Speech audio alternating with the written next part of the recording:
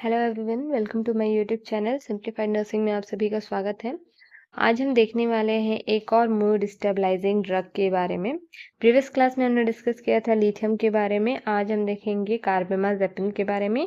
तो वीडियो को अंत तक ज़रूर देखें और कुछ भी डाउट होता है, अगर आपको लगता है कोई डाउट है तो let me know in the comment box. तो वीडियो स्टार्ट करते हैं।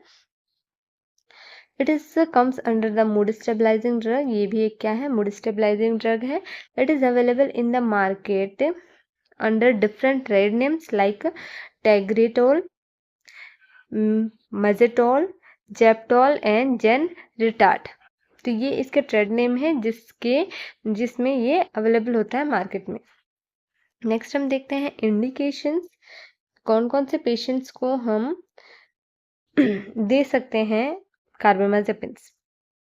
फर्स्ट है आपका साइकेट्रिक डिसऑर्डर के अंदर rapid cycling bipolar disorder, acute depression वाले को हम दे सकते हैं, इम्पल्स कंट्रोल डिसऑर्डर वाले को दे सकते हैं हम, अग्रेशन वाले पेशेंट को दे सकते हैं, साइकोसिस विद एपिलेप्सी को हम दे सकते हैं, सीजो अफेक्टिव डिसऑर्डर को हम दे सकते हैं, बॉर्डरलाइन पर्सनैलिटी डिसऑर्डर को हम ये कार्बामेज़ेपिन दे सकते हैं, कोकेन विड्रॉल सिंड्रोम वाले को भी हम कार्बामेज़ेपिन दे सकते हैं।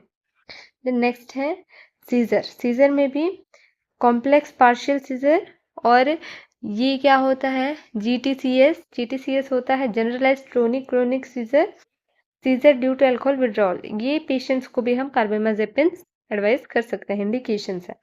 देन पैरोक्सिमल पेन सिंड्रोम, इसके अंदर आपका आ जाएगा ट्राइजेमिनल न्यूरल्जिया एंड फैंटम लिव पेन। तो इस कंडीशन पे भी हम कार्बामेज़ेपिन दे सकते हैं। तो नेक्स्ट हम देखते हैं इसके doses. The average daily dose is 600 to 1800 mg orally. In divided doses, the therapeutic blood level are 6 to 12 microgram per ml. तो जो ब्लड लेवल है इसका 6 to 12 माइक्रोग्राम है पर ml. Toxic blood level are attended at more than 15 microgram. अगर 15 microgram से ऊपर हो जाता है तो वो टॉक्सिसिटी कॉज करता है। नेक्स्ट हम देखते हैं मैकेनिज्म ऑफ एक्शन। तो carbamazepine is a mood stabilising drug. इसका mechanism is not clearly establish. इसका जो मैकेनिज्म है अभी तक क्लियरली स्टैब्लिश नहीं है, but its anti convulsant action में however be by decreasing synaptic transmission in the CNS. इसका जो एग्जैक्ट हम बोल सकते हैं एग्जैक्ट मैकेनिज्म ऑफ एक्शन इसका अभी तक नहीं क्लियर है, लेकिन इसको एज अ एंटी कन्वर्जेंट हम यूज करते हैं जो कि सिनेप्टिक ट्रांसमिशन को डिक्रीज करता है इन the CNS. Central nervous system में पहुंचने से उसको डिक्रीज करता है ट्रांसमिशन को। नेक्स्ट हम देखते हैं साइड इफेक्ट। साइड इफेक्ट क्या क्या है अब, तो इसके साइड इफेक्ट में आपके आ जाएंगे ड्राउजीनेस, ड्राउजीनेस आएगा, कन्फ्यूजन आएगा, हेडेक आएगा, ataxia, loss of muscle control and hypertension रहेगा, अरीथीमियाज एंड रैशेस होंगे। स्टीफन जॉनसन सिंड्रोम, ये एक नया वर्ड है। इसका मीनिंग होता है कि जो rashes is a rare but skin disorder है ये भी, जिसमें क्या होता है स्किन एंड म्यूकस मेम्ब्रेन का ये डिसऑर्डर है, जिसमें स्किन एंड म्यूकस मेम्ब्रेन में रैशेज और सीवियरली वहाँ पे इन्फेक्शन होता है। ठीक है, it is a serious disorder of the skin and mucous membrane.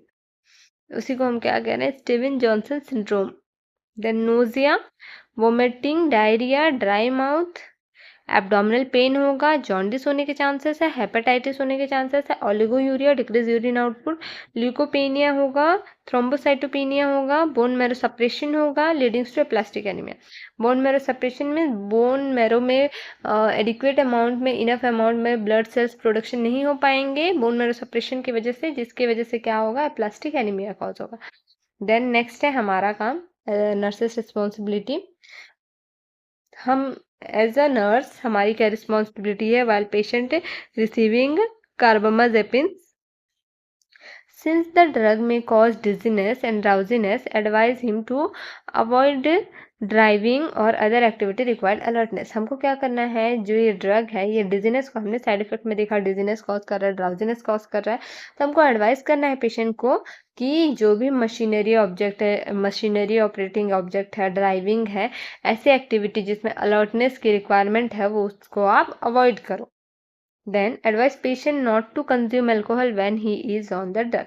Patient को एडवाइस करना है कि जब कार्बामेज़ेपिन की टैबलेट्स वो ले रहे हैं, मूड स्टेबलाइजिंग ड्रग्स ले रहे हैं, तो उनको अल्कोहल कंज्यूम नहीं करना है। Then next, emphasize the importance of regular follow-up visit and periodic examination of blood count and monitoring cardiac, renal, hepatic and bone marrow function। क्या करना है, पेशेंट को रेगुलर फॉलोअप के लिए एम्फेसाइज करना है, इंपॉर्टेंट बताना है क्यों रेगुलर फॉलोअप ज़रूरी है और क्यों cardiac, renal, hepatic, bone marrow संप्रेषण ये सारी चीज़ों के फंक्शन को हमको पेरियोडिकली एग्जामिन करते रहना है कि कहीं इनमें कोई दिक्कत तो नहीं आ रही है। तो ये था हमारा one of the mood stabilising drug carbamazepine. I hope video आपको पसंद आई हो, तो चैनल को लाइक शेयर सब्सक्राइब करना ना भूलें ताकि ऐसे ही नए वीडियो की नोटिफिकेशन आपको मिलते रहे।